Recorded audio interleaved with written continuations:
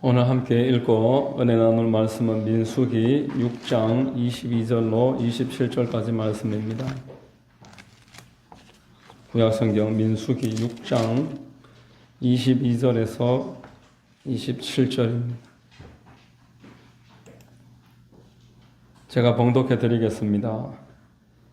야훼께서 모세에게 말씀하여 이르시되 아론과 그의 아들들에게 말하여 이르기를 너희는 이스라엘 자손을 위하여 이렇게 축복하여 이르되 야훼는 내게 복을 주시고 너를 지키시기를 원하며 야훼는 그의 얼굴을 내게 비추사 은혜 베푸시기를 원하며 야훼는 그 얼굴을 내게로 향하여 드사 평강 주시기를 원하노라 할지니라 하라. 그들은 이같이 내 이름으로 이스라엘 자손에게 축복할지니 내가 그들에게 복을 주리라. 아멘. 할렐루야. 아멘. 추수감사절 예배에 함께 나오신 여러분들 주님 이름으로 환영하고 축복합니다. 아멘. 우리 좌우의 분들과 한번 인사하겠습니다. 참 잘 오셨습니다. 참 잘 오셨습니다. 저는 봉독해드린 민수기서 6장 22절 이하의 말씀을 통해서 이렇게 축복하라, 이와 같은 제목의 말씀을 전하겠습니다. 성령께서 우리에게 큰 은혜 더해 주시기를 바랍니다. 아멘. 여러분, 추수감사절은 영국에서 신앙 박해를 받던 청교도들이 신앙의 자유를 찾아서 신대륙을 향해 가서 그곳에서 인디언들의 공격과 또 자연 속에서의 많은 어려움, 척박한 곳에서 먼저 예배당부터 짓고 예배드리면서 기도하면서 그 땅을 개척해 나간 그 열매에 대해서 감사함으로 유래된 절기가 추수감사절입니다. 하나님 앞에 감사로 예배를 드리니까 하나님이 그 땅을 더 보호해 주시고 또 부유하게 해 주시고 풍성하게 하셨습니다. 그것이 오늘날 미국의 출발입니다. 감사절의 유래는 우리에게 이제 감사를 알려주고 또 감사를 실천할 때 하나님이 얼마나 기뻐하시는지를 보여주는 그런 의미가 있습니다. 자, 여러분, 감사는 하나님을 믿는 사람들의 특징인 줄로 믿습니다. 아멘. 여러분, 감사는 누가 하느냐 하니까 감사할 대상이 있는 사람이 감사하는 것입니다. 아멘. 감사할 대상이 있을 때 작은 것도 감사하고 지금 내 뜻대로 안 돼도 더 좋게 해주실 줄로 믿고 감사합니다. 아멘. 여러분, 감사할 대상이 없는 사람은 아무리 큰 것을 받아도 그때뿐입니다. 그때 잠깐 기쁘지만 이것을 남하고 비교하고 좀 더 있었으면 좋겠다, 이런 원망이나 아쉬움이 있기 때문에 결국 그것이 축복으로 이어지지 못합니다. 자, 그러므로 하나님은 지금도 당신의 자녀들이 감사하기를 원하십니다. 아멘. 우리가 감사할 때 하나님이 영광을 받으신다고 말했습니다. 우리가 음식을 차려줬는데, 좋은 옷을 하나 사줬는데 고맙게 입고 맛있게 먹어야 사준 사람이 기쁘지, 계속 비교하고 감사하지 않으면 기쁘겠습니까? 그것처럼 하나님이 다 주시는 것인데 우리 모두 감사해야 되는 것입니다. 아멘. 어떤 선교사님이 하나님 앞에 이런 기도를 합니다. 예수님은 그렇게 십자가에서 죽으시고 많은 선교자들은 우리를 위해서 복음 전하기 위해서 피를 흘리고 다 내려놓고 자기를 비웠는데 하나님, 나는 지금 내 마음이 참 기쁩니다. 내가 참 기쁘고 만족스럽고 행복합니다. 내가 지금 제대로 믿는 게 맞습니까? 이렇게 하나님 앞에 기도 중에 여쭈었더니만 하나님이 나는 네가 행복하기를 바라고 그래서 세상을 창조하였단다. 네가 기뻐할 때 나도 기쁘다. 이렇게 말씀을 하셨습니다. 여러분, 오늘 본문의 말씀은 이스라엘 백성들이 이제 출애굽해서 광야로 행진해 나갈 때 하나님이 그들에게 십계명 주시고 성막을 주셨어요.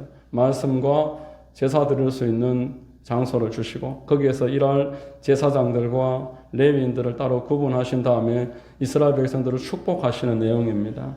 하나님은 지금도 우리를 축복하시는 분이신 줄로 믿습니다. 아멘. 22절과 23절에 야훼께서 모세에게 말씀하여 이르시되 아론과 그의 아들들에게 말하여 이르기를 너희는 이스라엘 자손을 위하여 이렇게 축복하여 이르되, 그리고 마지막에 27절에 보면은 그렇게 축복할 때에 축복한 대로 하나님이 그 땅에 복을 더해 주신다라고 말씀을 하고 있습니다. 우리 하나님 아버지는 어제나 오늘이나 영원토록 동일하십니다. 바뀌실 수가 없는 분이 하나님이 가진 특성입니다. 우리처럼 성장해 나가는 그런 존재가 아니기 때문에 뭔가 또 배우셔야 되는 분이 아니기 때문에 바뀌실 수가 없습니다.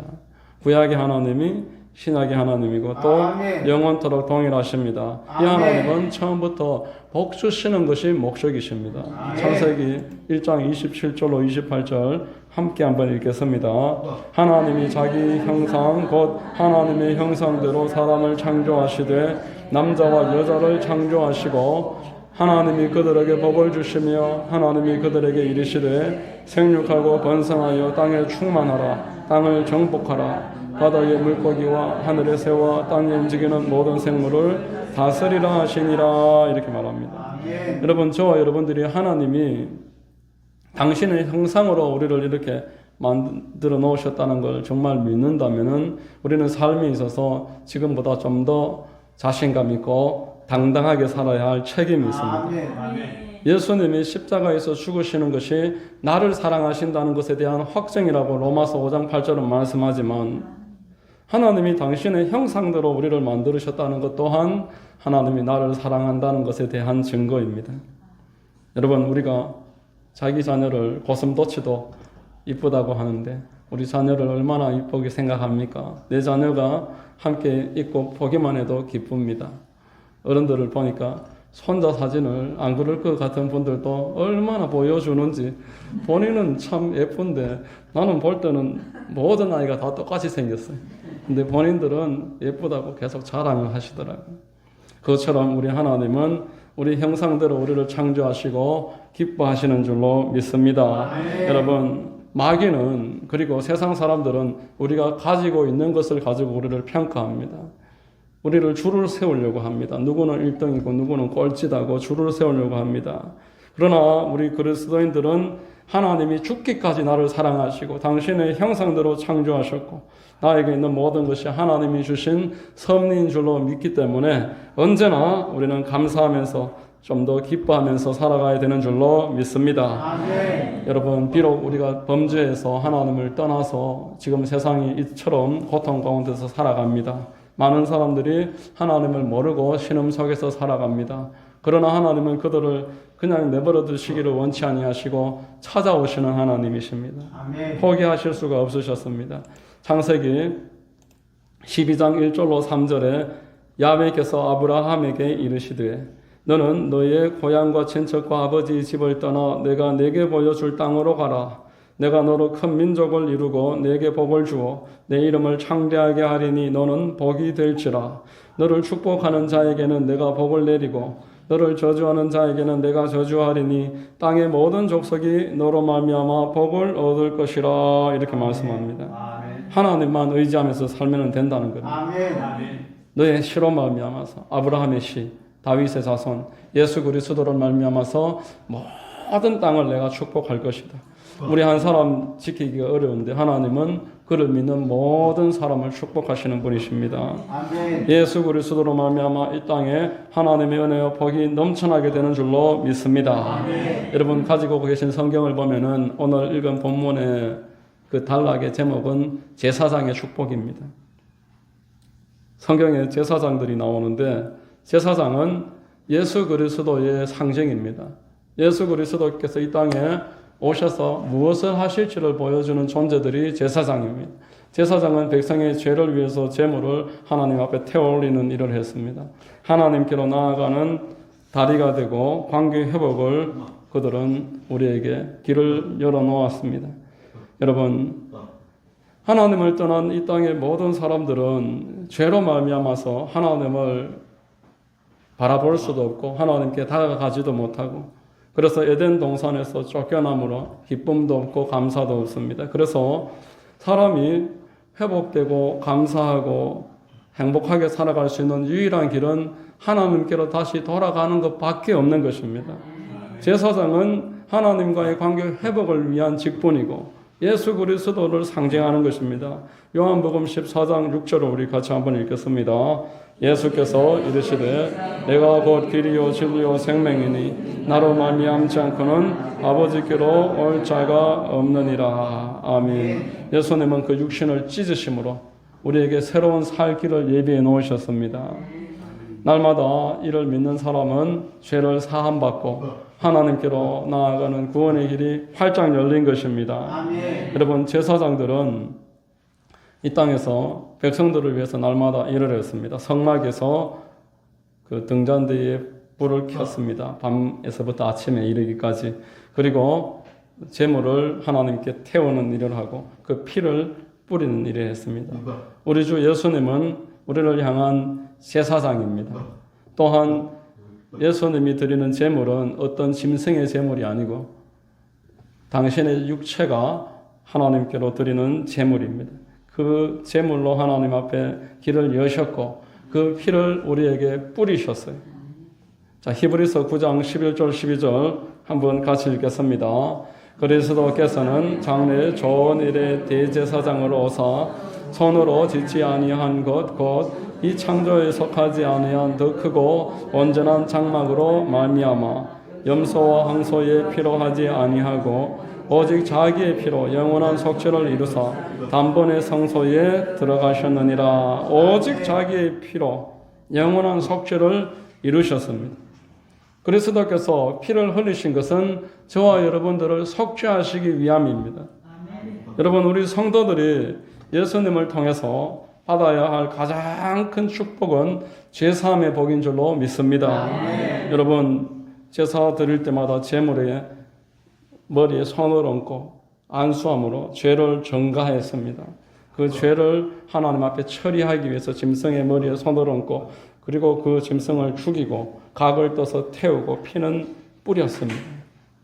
지금 이 시대에 우리 그리스도인들이 하나님 앞에 날마다 죄사함의 복을 받는다는 것은 먼저 예수를 믿음으로 우리의 원죄를 사함받고 그리고 날마다 우리 생각과 행동으로 우리의 일상 가운데 인간관계에서 생기는 여러 가지 죄악에 관해서 하나님 앞에 죄를 전가하고 그래서 의롭다함을 받아야 됩니다.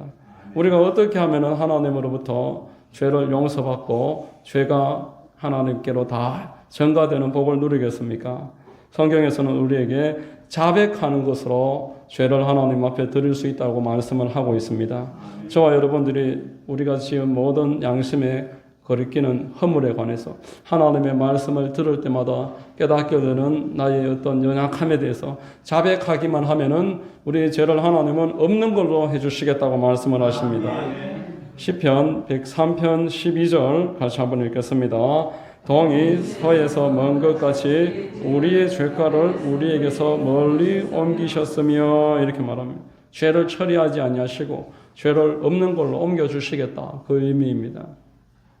하나님께서 그리스도 안에서 우리를 향해서 하실 일을 시편 기자를 통해서 이렇게 표현을 하신 것입니다. 하나님은 우리가 죄 없다고 말하지 말라고 하십니다. 그리스도인이 됐으니까 이제 회개하지 않아도 된다라고 그렇게 착각하고 속지 말라고 말씀합니다. 그리스도인들도 날마다 자기의 죄가 생길 때마다 자백하라고 말씀합니다. 요한일서 1장 8절 9절에 만일 우리가 죄가 없다고 말하면 스스로 속이고 또 진리가 우리 속에 있지 아니할 것이요 만일 우리가 우리 죄를 자백하면 그는 미쁘시고 의로우사 우리 죄를 사하시며 우리를 모든 불의에서 깨끗하게 하실 것이요 이렇게 말씀합니다. 여러분들이 내가 죄가 없다 나는 떳떳하다 이렇게 말한다는 것은 거짓이라는 것입니다. 하나님을 거짓말쟁이로 만드는 것이고 그 죄를 처리하지 않고 계속 묵혀놓는 것입니다. 그 죄는 악한 원수마귀가 합법적으로 참소할 수 있는 통로가 되고 원수마귀가 우리를 계속 저주를 뿌리고 가라지를 던지고 악한 길로 이끌 수 있는 합법적인 통로가 되는 것입니다. 그러므로 저와 여러분들이 하나님 앞에 이렇게 예배를 드리면서 또는 기도를 하면서 자백하고 회개하고 기도하는 일이 얼마나 소중한 일입니까? 여러분들 날마다 씻으시죠. 밤마다 저녁이 되면은 얼굴을 닦으시고 몸을 씻으시죠. 아침에 교회에 나올 때도 거울을 보시고 세수를 하시고 또 화장도 하시고 바르기도 하시고 그렇게 자기를 꾸미는 그런 시간을 우리는 아까워하지 않습니다. 그런 만큼 하나님 앞에 나와서 우리 모든 허물을 회개하고 내 잘못에 대해서 하나님 앞에 자백하는 것, 이것은 두말할 나위 없이 소중한 시간인 줄로 믿으시기를 바랍니다. 성도에게 있어서 하나님 앞에 나와서 말씀 듣고 회개하는 시간은 하나님으로부터 죄사함을 받는 시간입니다. 내 삶의 모든 내 양심을 누르고 있는 것들을 내려놓는 시간입니다. 하나님과 내 사이를 가로막고 있는 일들을 다 제거하는 시간입니다. 그리하여 하나님의 얼굴을 바라볼 수 있는 은혜가 넘치는 시간입니다. 여러분, 우리 죄사함을 받은 다음에 하나님과의 관계가 회복이 되고 그 회복된 심령 가운데서만 즐거움과 만족함과 기쁨이 있는 줄 믿으시기를 바랍니다.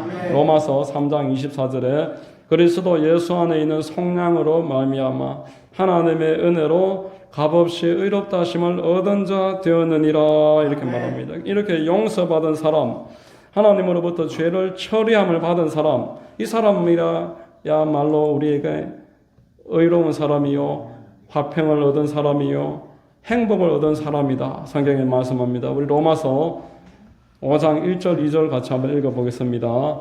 그러므로 우리가 믿음으로 의롭다 하심을 받았으니 우리 주 예수 그리스도로 말미암아 하나님과 화평을 누리자. 우리가 믿음으로 서 있는 이 은혜에 들어감을 얻었으며 하나님의 영광을 바라고 즐거워하느니라. 아멘. 죄 사함을 받고 나면은 하나님과의 관계가 이루어집니다. 그러면은 그 심령 가운데서 즐거움이 생기고 기쁨이 생긴다 이렇게 말씀합니다. 그러나 죄를 회개하지 않고 내 마음의 죄를 그대로 가지고 있으면은 불안함이 생깁니다. 수치스러움이 생깁니다. 자기 자신에 대해서 원망하는 마음이 생깁니다. 이것은 마귀가 바라는 것입니다. 마귀는 우리에게 죄를 짓게 하고 하나님과의 관계를 계속 떨어뜨려 놓기를 원합니다. 처음부터 참수하는 자로 우리를 속이고 하나님과의 관계를 어떻게든 떨어뜨려 놓으려고. 여러분, 태양에서 멀어지면 멀어질수록 추워지는 것이고 어두워지는 것입니다. 창세기 3장 8절 말씀에 그들이 그날 바람이 불 때 동산에서 거니시는 야훼 하나님의 소리를 듣고 아담과 그의 아내가 야훼 하나님의 낯을 피하여 동산 나무 사이에 숨은지라 이렇게 말합니다. 하나님이 먹지 말라고 금하신 선악을 알게 하는 열과 나무 열매를 따먹고 그 죄를 짓고 나니까 하나님 앞에 피해서 숨었다 이렇게 말합니다. 그러므로 하나님이 그리스도를 우리에게 보내주셔서 죄를 깨닫게 하시고 회개하게 하신 다음에 의롭다 하시고 그렇게 해서 얼굴을 비춰주심으로 우리를 기쁘게 하시고 즐겁게 하시고 감사가 넘치게 하시는 줄로 믿습니다. 오늘 본문에 보면은 하나님이 복을 주시는 사람에게 이렇게 하시겠다 말씀합니다. 민수기 6장 25절에 야훼는 그의 얼굴을 그에게 비추사 야훼는 그의 얼굴을 내게 비추사 은혜 베푸시기를 원하며 이렇게 말합니다. 하나님이 얼굴을 비춰주시겠다. 다시 관계를 회복시켜 주시겠다 그 뜻입니다. 성경은 하나님의 얼굴을 피하게 되었는데 다시 얼굴을 계속 찾아야 한다. 하나님의 얼굴로 다시 우리가 돌아가야 된다. 이것을 강조하고 있습니다. 여러분 시편 24편 6절에 이는 야훼를 찾는 족속이요 야곱의 하나님의 얼굴을 구하는 자로다 이렇게 말합니다. 내가 하나님을 믿고 있는 사람이다라면은 하나님의 얼굴을 계속